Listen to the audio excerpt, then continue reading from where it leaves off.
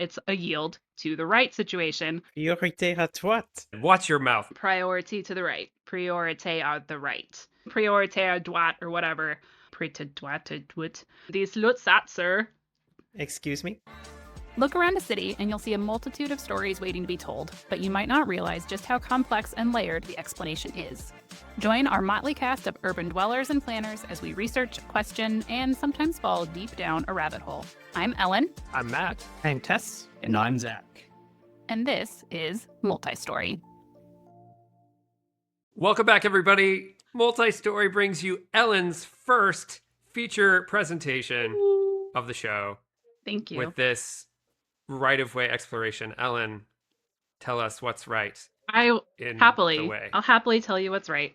This is my first deep dive because I've got sources cited. I have research cited in here, along with my own personal story. And you've made it back out of the rabbit hole? Safe and sound? I've come back up out of the rabbit hole. I 100% empathize with you, Tess, as to how easily these things can just start to consume your whole life, because I've learned a lot about I've learned a lot about stop signs, and I've learned a lot about traffic in general. So here we go. So this all started because I went to France with my friends Kate and Marta. You can see them here. You can see the beautiful Champagne Valley in the background. It's not actually a Champagne Valley. I just can't remember what city this was. I believe it's a sparkling valley. No, this is a real valley. This is the real Champagne. Okay. Not just a sparkling valley, real Champagne. The whole point was to go and say we went to Champagne for our combined 40th birthdays. So we did a lot of driving. And I have not done a ton of driving in Europe. I've done lots of biking and lots of transit, but I haven't done a lot of driving. So for the most part, we were on roads like this, picturesque, tons of space, not a whole lot of other traffic, until we got to a city called Ailly, which is spelled A-Y with an umlaut over it. This is my first complaint about French that will happen in this particular episode. And the roads were a lot smaller. These are technically two-way streets, as you can tell by the fact that there's only one, actual lane. And what happened is we got to the top of one of these, and as you can see, zero visibility and also no signs telling me what to do. And so I was like, this is wild. What's going on? I don't understand, which led to me getting in a little bit of trouble with my passengers, because I just went for it, even though there were other cars coming, and it was fine. Nobody died. Nobody got in a wreck. But it did lead... Ellen chose option B. Floor it and hope for the best. Yeah. Britain on this thread is my husband, who does know exactly how I drive, which is about as pictured most of the time. So it did get me thinking, though. What is with all the stop signs around me? Because these signs, and once I started paying attention all around France, there were just intersections with no signals, no signs, no yield signs, no stop signs, no nothings. And I learned from Marta, my actual European driver passenger, that it's a yield to the right situation. I went to Tess and I said, Tess, what the fuck? And Tess said, oh, you mean... Priorité à droite. To which I said, what? And I made my little frown go upside down. And I said, watch your mouth, Tess. Oh, I've never seen a sad doodle. Now I'm sad. I know. I was too when you said... Priorité à droite. Yeah, that. And then you switched to English, and I said, yay, now I understand, and I can actually go research this for myself. And this has been a very compelling cartoon presentation. Thank you. I was actually really proud of myself for that. So I started researching priority to the right, because I don't know how to say it in French, even though we've just heard Tess say it 3 times. And I discovered the UN hosts conventions about road traffic. Priority to the right showed up in 1968, which was to update the convention that had been in 1949, which had updated 1926. So it was interesting to me because it didn't occur to me that all of these somewhat international rules driving on the right side of the road or priority to the right would have been agreed upon in such a like normal way that everybody came together just to talk about traffic. And perhaps the three of you are sitting here like, what else would we do with our Friday afternoons? I mean, I feel like there's nothing normal about a UN convention on traffic rules. It's off the chain. So there you go. So that's where they've decided that every driver approaching an intersection shall exercise such extra care as may be appropriate to local conditions. Drivers of vehicles shall, in particular, drive at such a speed as to be able to allow vehicles having the right of way to pass. So this is the first time that it has been agreed upon. And I did like just to highlight here that this little B part, Article 4B, is basically saying if you don't drive on the right side of the road, you do whatever you want. Like, we don't know. Just make up your own rules. So that made me giggle.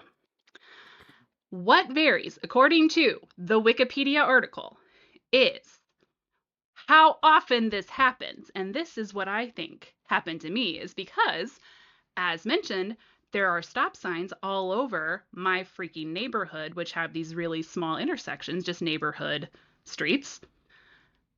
Why, for these bigger intersections in France, are they saying it doesn't matter, you're going to figure it out, everybody priority to the right, yield to the right? So it's because in France, these are much more prevalent. In the US, they are basically, we don't allow almost any intersection to not have some kind of signage. So on the scale of giving directions at a intersection, the US is pretty much over here on the left saying, we're going to tell you what to do all the time, no matter what, tiniest roads, big roads, doesn't matter. You're going to have a signal, you're going to have a sign, you're going to have something that says, here's what to do. There is no assumed hive mind of rules. Versus Liberty. France on the right. What, Zach? Liberty. Liberty! That's what that is. In the form of absolute control. Yeah. And then on the right side, you have France. It's just like, good luck. You do what you want. Liberté. Liberté. That's different. Interestingly enough, what I've learned, Belgium now had started out on the French side-ish, but has now shifted to where they have basically declared no intersection should be left to just be like at the mercy of priorité on the right, because they decided this was causing too much confusion and it was causing more accidents, and so it needed to be clearer. So they've had in the last like 2 or 3 years a campaign basically to add signage to almost every intersection. So they're shifting over to the US side of this particular scale.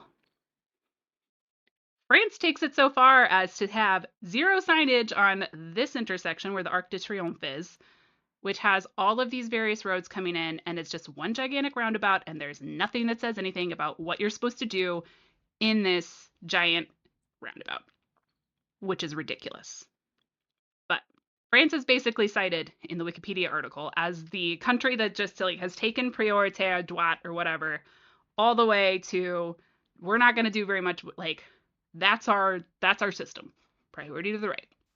You may be going here, Ellen, but like I feel like a big part of this, especially at Arc de Triomphe, is aesthetic.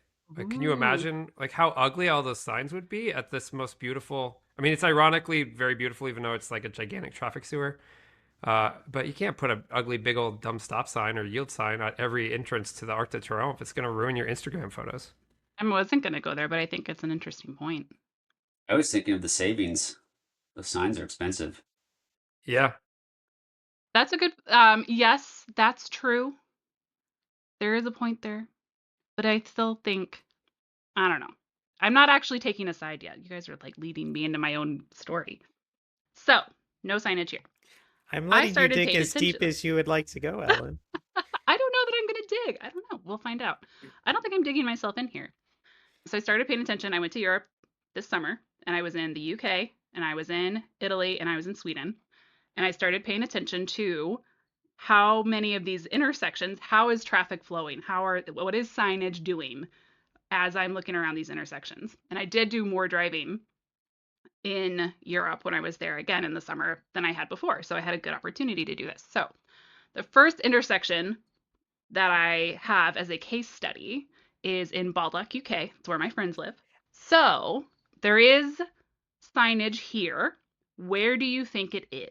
It looks like Station Road is an arterial, so I'm guessing the intersecting streets have some sort of control signage on them. I'm looking Which at one? shadows. Oh, God. Station Road, south of football. Zach's hacking it. Station Road, south. That corner. Here? And the other, You and the think this? opposite corner. Yeah, across from Station Road. Okay. No. Tess, do you have a guess?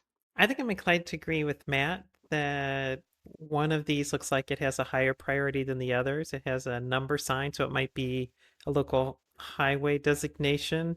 And so the lower traffic streets would have the traffic control.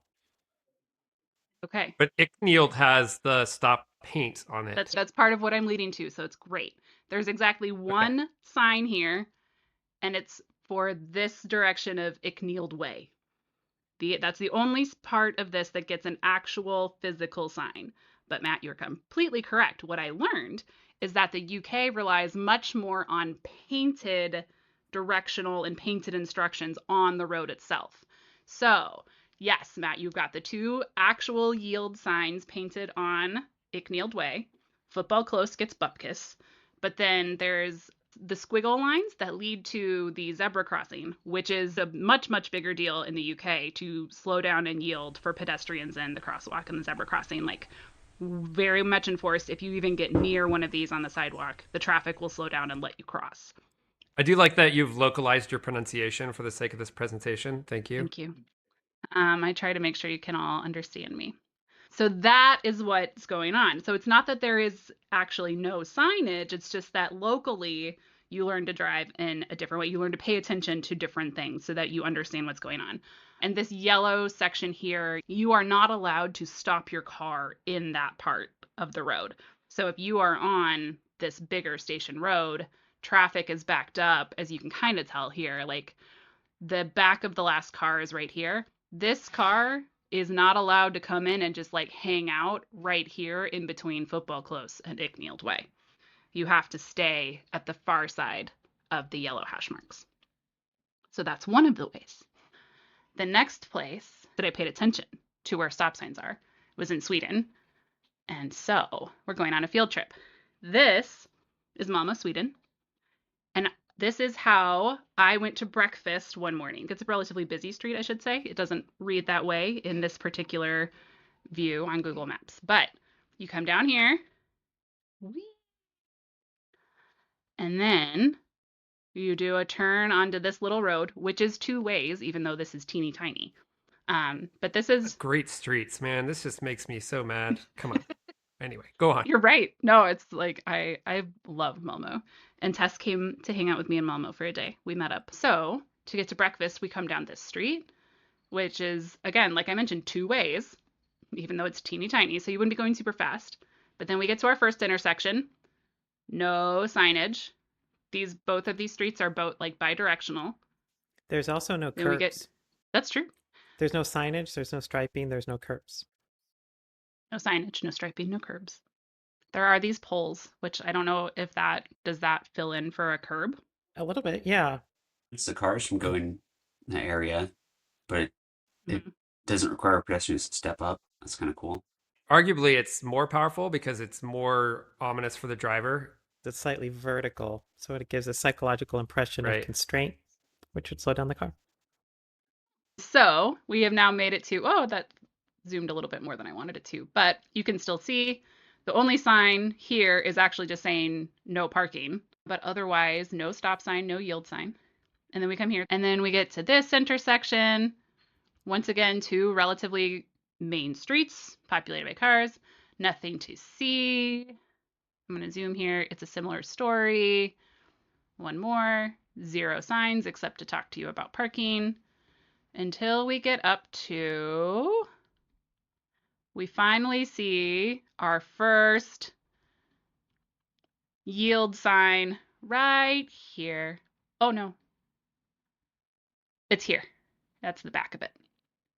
So this direction of traffic has to yield to this main arterial road, which has a couple of different things. This is one direction of traffic, a bus lane in the middle, and the other direction of traffic. So you do have to actually, you have some sort of direction here. You have one yield sign. You cross here, you can see the other direction also has the yield sign, also the yield to pedestrian sign. And then we have finally made it to breakfast. But that is what the experience was in Malmo. I did see one stop sign the entire time I was in Malmo, and I think it was more for like a bike lane than it was for traffic. Okay, so I wondered, is it a safety thing? Is it that the United States has said, we've got data to show that if you add stop signs, it's going to make traffic safer? And the answer is no, not really. So this is the TLDR of all of the other, like all of the various articles, papers that I saw about stop signs. It's like, you can add them, but in reality, if you get too many of them, you're going to accidentally encourage motorists to drive faster because they have to slow down more in order to stop. There just becomes an increase of violating traffic laws because people roll through them, and suddenly that is now illegal, and so therefore a violation. Drivers will take alternate routes to start avoiding these stop signs, and that then increases traffic on these smaller roads that you were trying to use the stop signs to control their speeds. Basically, it all just winds up offsetting. So you haven't really achieved anything by adding stop signs. It's probably a separate podcast, but we have so few tools in the United States that like I've heard these reasons and I believe them while still being like, yeah, but we need to do something. So can we please have a stop sign? Because you won't allow us to do anything else with the street. All right, Ellen, you've got your first. We need to have a whole episode about this. There's absolutely an episode about stop signs as traffic calming, the arguments for and against. Excellent. Okay, so that's the first one. It's like, not really. They're not slowing traffic. They're not doing anything safety-wise. The next one, the Slutsatser, aka conclusion of... Excuse me? Slutsatser. I'm just going to leave it. I'm going to leave it. Leave it, thank you. So this is a Swedish study. It's from 2007, but as you can obviously see from the conclusion presented here to you, basically the same thing. Road users, cyclists, and car drivers alike get fatigued. There are too many stop signs. They don't want to stop at them. There are negative impacts to the environment because the car has to come to a complete stop and then accelerate versus just coasting through. This study actually does cite roundabouts just as being kind of better overall, but that stop signs overall are kind of neutral. They're not solving your traffic problem, but they're not actually decreasing safety most of the time. And that is actually the one article I found that says, are they making it safer? And the answer is sort of. Like, they are making traffic slower if you've converted a two-way. So if you had like a main arterial road that had a two-way stop sign, so the smaller road had to stop for the bigger road. If you change that to a four-way stop, yes, people get slower, which is kind of like of course they do. Like, most people will follow traffic laws. So yeah, if you add a stop sign, they will stop at it. That will make them slower. So is there a better alternative? One man says, yes, we should just, all four-way stops should be three-way stops to introduce game theory, because then if it's just randomly one direction doesn't have to stop, the risk for the other three directions is now higher, and so they will pay better attention and they will stop, because it's like suddenly this is all equal. Like, the way that goes through gets bonus, but the other three are like, okay, now I have to stop just in case someone is there and they have the priority, but you have to pay attention in a different way.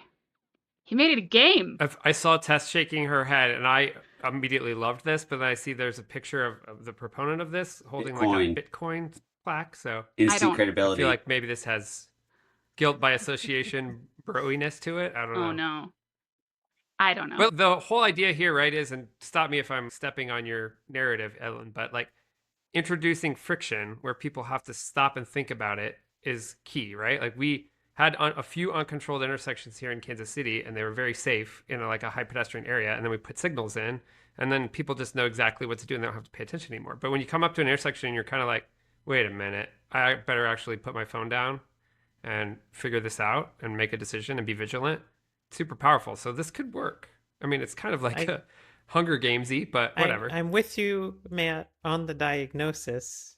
I think the conclusion that therefore we contrived the street grid to psychologically, physically, and psychologically confuse people is a stretch, maybe.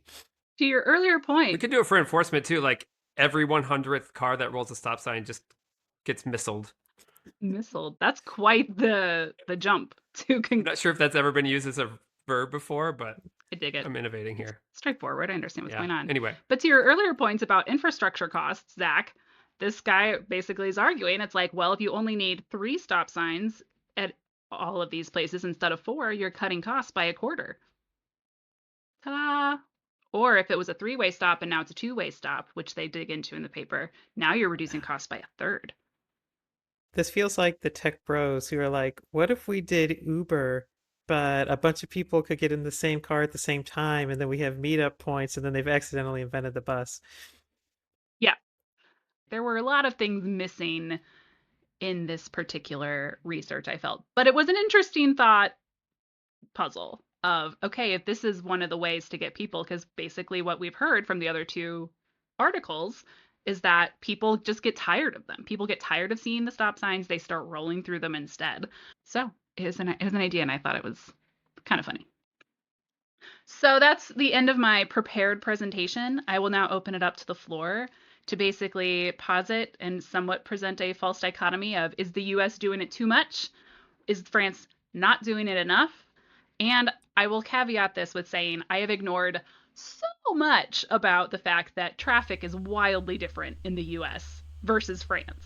Cars are bigger, streets are bigger, everything is just a little bit different. But if you were thinking on a smaller scale of 4-way stops, neighborhood streets, something where it's you can make a decision on your own or not, kind of keep it in that little bubble if you could, please, fellow panelists.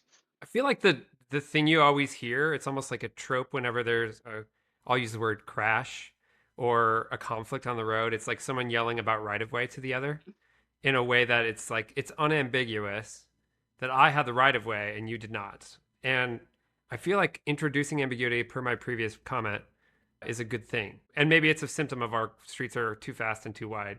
But yeah, I think we have way too much traffic control, and we probably just need to be more Hunger Gamesy on our streets. I have thoughts about the value of ambiguity. Ellen, when you told me you were thinking about this, I think I shared with you that I was at a social get together with someone who was from the UK. And when they found out I was an urban planner, they started talking about priorité à droite and how much they hated it. And I got sucked in that conversation for about an hour. Their partner came over and it was sort of like, why do you always do this? Every time we go to a party, you start complaining about priorité à droite. So I had already been thinking about this as well. And I made the same pitch to him that you just said, Matt, which is that I said a couple things. His perception is this is much more dangerous because someone on a high traffic, high speed, high frequency street, in theory, has to yield to someone who's pulling out of some like rural farmer's garden lane, and like those old grandmas don't care anymore and they just pull out and start driving, and it's so dangerous, it's so unpredictable, etc. One of the ways to look at this is just what you said, Matt, which is that because you understand the reality that grandma could pull out of the side lane at any moment, you have to be more cautious at the approach to every intersection. And because you're more cautious, you're more alert, you may slow down. All of those things improve safety, right? So I think there's an argument here that the ambiguity can improve safety. And so my thought is that true? And so, Ellen, this is where I went digging. Is it safer or less safe? And again, I think there's a couple different ways to look at it. So one of the ways to look at it is you can look at the overall crash rates in different countries. Do countries who have priorité à droite, are they more or less safe than somewhere like the US with lots of stop signs? I think all of you know, and maybe many people know, that the US is far, far more deadly and dangerous for drivers and pedestrians and everyone than almost everywhere else in the world. I did look that up. USA. I have the stat if you want USA. it. The stat for that is 2021 numbers. The US traffic deaths per 100,000 is 14.2. France is 4.7. So like the two extremes of my suggested scale of all the stop signs, no stop signs.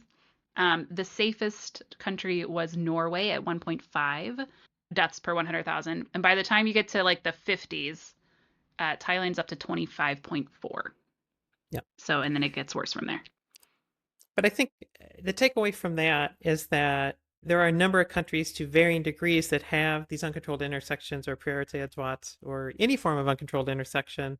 And in general, they are among the safety leaders. Not necessarily because of that, but that's at least a cue to me that this isn't an inherently unsafe condition. And then we can begin to unpack, well, how could it not be if no one knows what to do and anyone could pull out at any time? But just as you looked at studies on stop signs, Ellen, streets that were converted from priorité à droite to having stop signs, I found some research that said they don't reliably cut crashes. It's more of the approach and context and conditions and speed of the road that have a bigger impact. And I think that's where you see the differences in safety outcomes. The US is very dangerous, even though its roads are very, very predictable. Everyone sort of gets lulled into a sense that the light is green, so I am not going to lift my foot off the accelerator as I go through the intersection, right? I have the right of way, therefore I'm driving through. I'm not even going to look up from my phone. I don't have to. Exactly. The other thing that was on my mind is there's a Dutch traffic engineer, I think it's Hans Monderman, and he started just going into these Dutch intersections and just removing all of the traffic control. He would remove the striping on the street, he would remove the stop signs and all of that stuff, and was seeing speeds drop. And lower speeds mean safer streets without these sort of formal speed controls. He was seeing improvement in crashes and these other sorts of things. This is all in support of what you suggested, Matt. I think there is an argument about the value of ambiguity, but it's not always better. There were some places in England where they did this, and there was a lowering of speed for a while until people got used to it, and the speed started to creep up again after that. There's some particular challenges for people with disabilities. If you have trouble with movement or sight or other things like that, not having a specific place where it's safe for you to cross. There are not many critiques from a safety perspective of roundabouts, and statistically they are safer in terms of crashes, but they are places where a person crossing the street never has a dedicated time where all the traffic is stopped and they can move unimpeded, right? They're always potentially navigating moving traffic. So they're not without critique, I think. But I think for me, the big takeaway is that these uncontrolled intersections aren't inherently less safe. Generally, it's the speed of traffic and the context and the psychological feeling of the driver in the place and whether they need to be alert. But uncontrolled intersections can be a tool to slow cars down. And so that can be a way to make things safer in certain conditions. What do you think, Zach? I'm like of two minds because it made me think of this video that you can find on YouTube at San Francisco before the fire. It's a historical video where they strapped a camera onto the front of a streetcar, and you're just going down, I think it's Market Street, and it's just chaos. They're like selling things in the street, and there are people on bicycles, and there's horses, and there's like a man carrying a baby just like walking across the street, and there's like a few cars. Yeah, and like there's kids with like, the sticks and like the hoops and all sorts of stuff. And I don't know the safety statistics of that street, but it seems like it was maybe safer. But who knows? Maybe kids were just getting trampled all the time.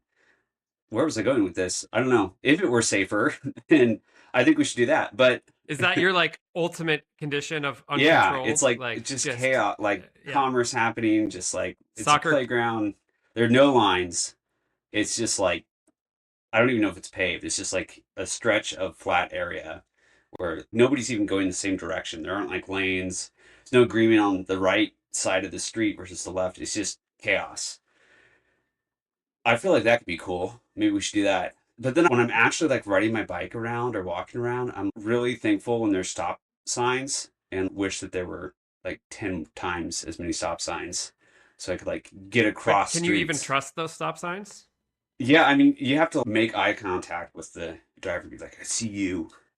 Are you slowing that you're Yeah. going to stop? As long as their windows aren't tinted Yeah. over so you can see them. One of the studies I saw I thought was really interesting because they were measuring at what point on a street, when there's tons of traffic, pedestrians yield to cars intuitively because they don't want to die.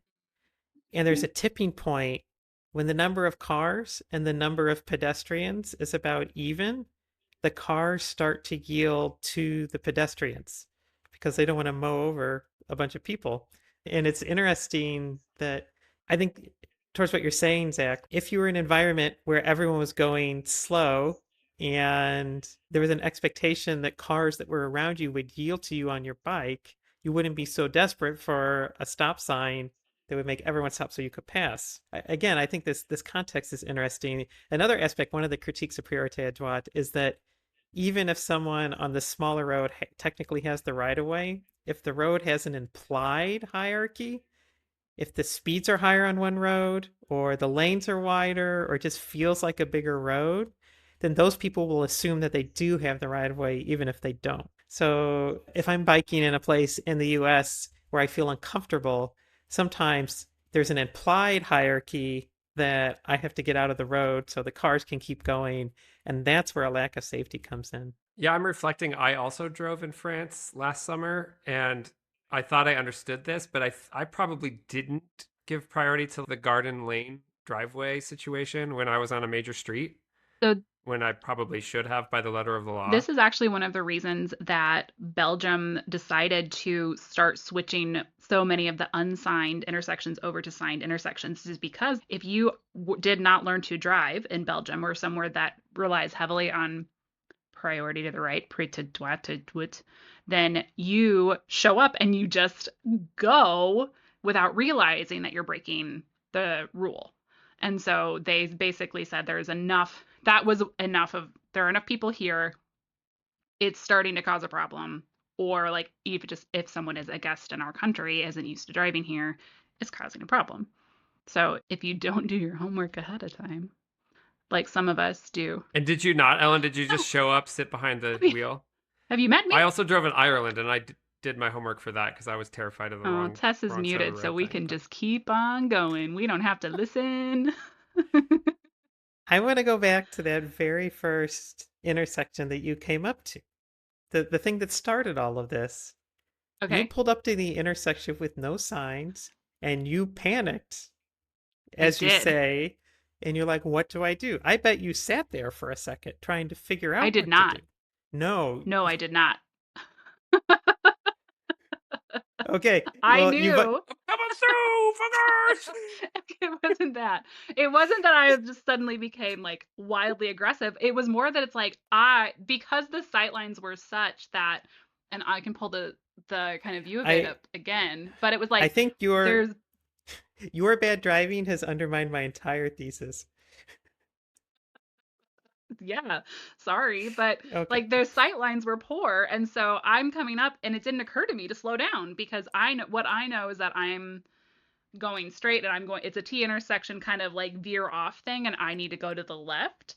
And as that's happening, a car did show up where in my memory, which is a little bit panicked, I think a car showed up to where I did probably have enough time to slow down and give way, but I was sitting here like, why would I do that? That's a smaller road. And as it's all happening, Marta, who did learn to drive in Europe, is sitting there like, what are you doing?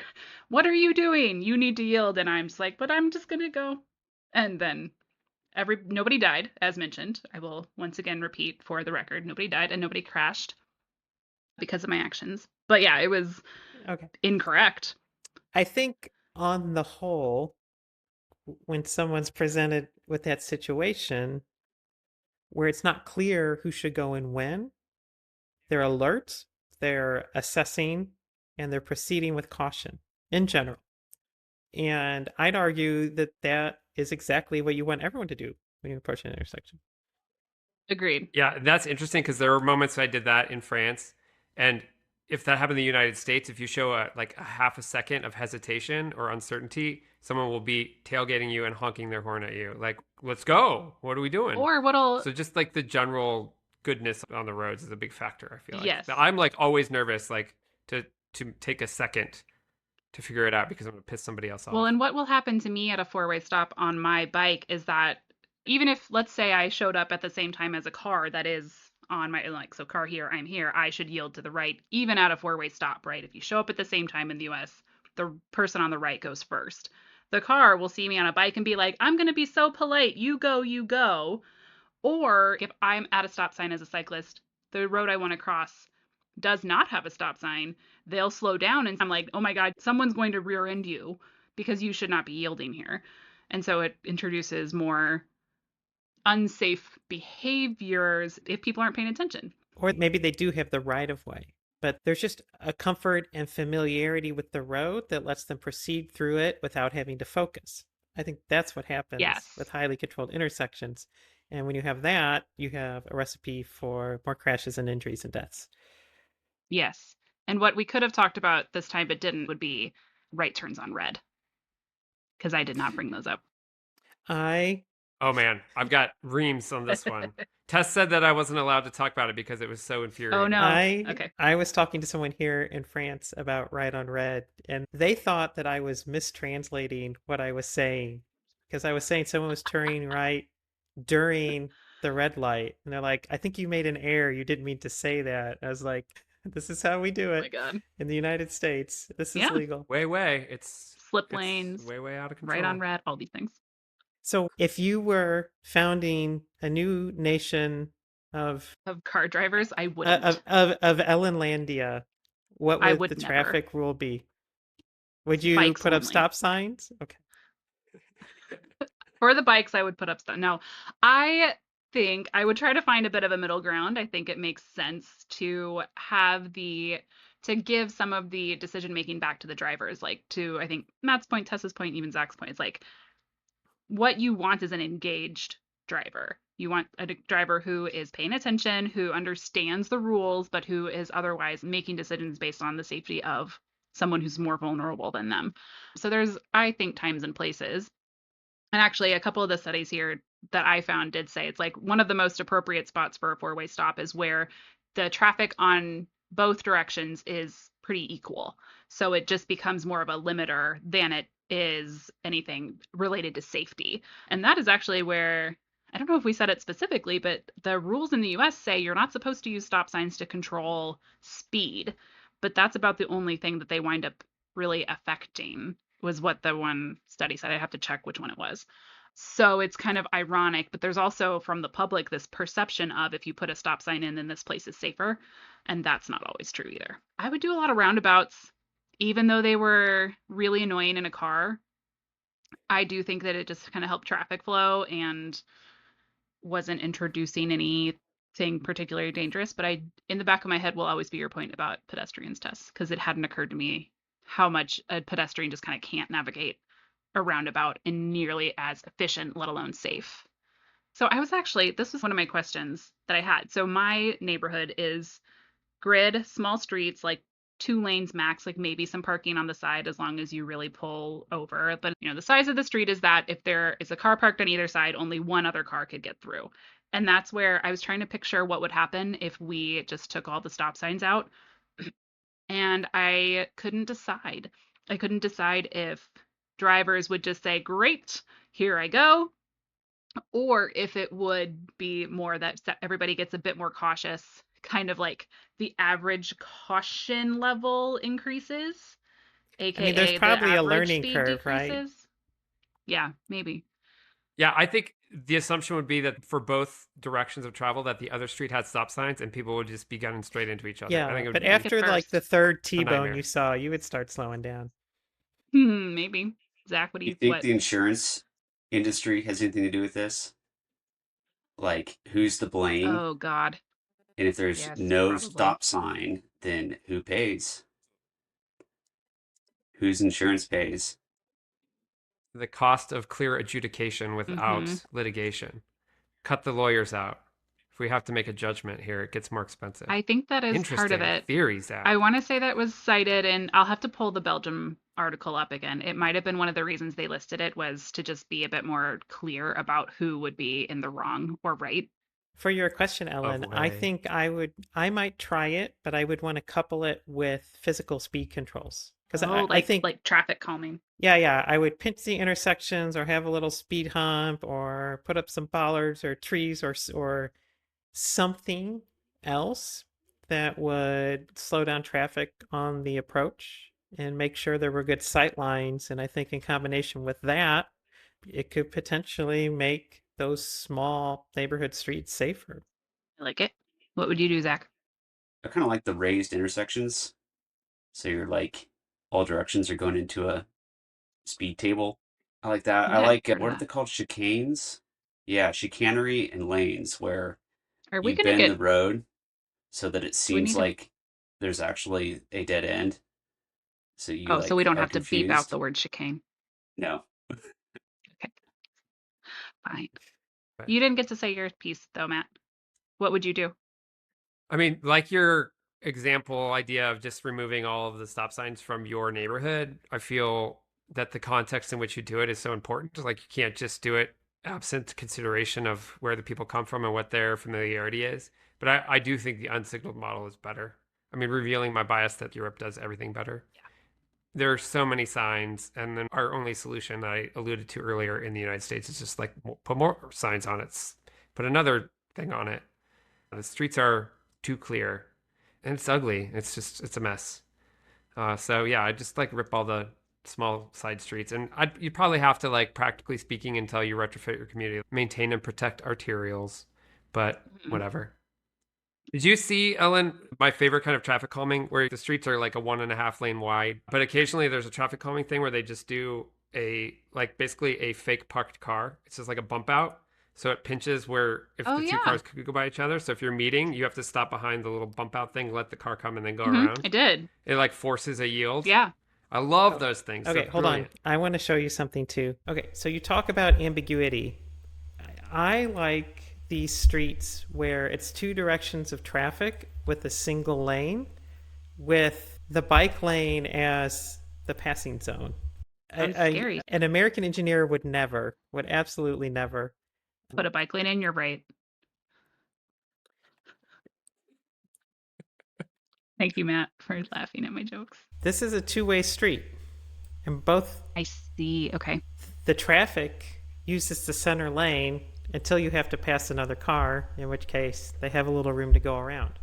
This is brilliant. I love it. And you can see why What I would never fly happens? here, because can you imagine the neighborhood Facebook page where there's someone like, these idiots want people to drive straight into each other. I've never seen such a thing. Like, I can read it already, right? Or But I it can is, what I'm picturing is just cyclists getting bumped off left and right because they don't watch for, like, if they're like, oh, a car's coming, I'll just swerve right in. Yeah, I think most American drivers forgot that they have side mirrors. When is the Street View car going to come up on Yeah, another can we just car? follow that car? Follow yeah, we that can. car. Can we? We should probably, There. while you're cruising along here, like acknowledge oh yeah, there we go. We're making the pass. Mm-hmm. We should acknowledge that, like, all of this There is you go. predicated on a certain level of, like, traffic volume Mhm. And that is limited the other in Europe. thing that, like, sticks in my mind too is just the design of cars. Like, giant Yeah. SUVs don't exist in Europe. The biggest thing you get is like the van that's in the picture there. And so that, I think, does impact how it 100% impacts how you drive and who you're paying attention to, and even literally who you can see in order to yield to them. So yeah, like, can you picture an expedition going down that road that Tess just showed us? Like, it takes up a lane and a half. A lifted Ford F-250 Yeah. Bromobile. So I there's a didn't. lot. That's where I was like, there's a lot that I'm like ignoring in order Yeah, to yeah. just have the stop sign conversation. The other thing is I don't want to give too much credit to the European drivers, though, because as someone who took a long road trip through much of France, there will be two-lane highways that are like total of 16 feet wide, and some BMW will fly past you at 100 kilometers an hour. And if you talk about, oh, the narrowness of the street makes people slow down, not everyone, not everyone. Yeah, they're relying on everyone else being good at what they're Yeah. doing, right? I'm also thinking of like windy mountain passes where the bus drivers just don't give a shit. and they're just flying around Mhm. those corners at full speed, and they're blind corners, and it's like my bus is bigger than your car, and I have a timetable and you don't. And every driver going up that mountain knows that, though, Yeah, right? yeah, Like yeah. True. they know they're gonna have to be very cautious. I mean, you can't argue with statistics, right? Sure. Western Europe has between 2 and 6 deaths per 100,000 or whatever it is, and declining all the time. And in the US, it's Yeah. going up and up and up, and it's 2 or 3 or 4 times higher than the rest of the world, right? So Mhm. that's not a coincidence. It's not random. No. Yeah. Anyway, good show, everyone. Yeah. Thank you, Ellen. How did it feel? Did you enjoy the Okay. process of learning about priorité à droite? I did. It's like I get it. I understand how you can just get obsessed with understanding more and more sides of these issues and all the various nuances and all the ways that it's worked or not worked and the conflicting data. But I just wanted to complain about France.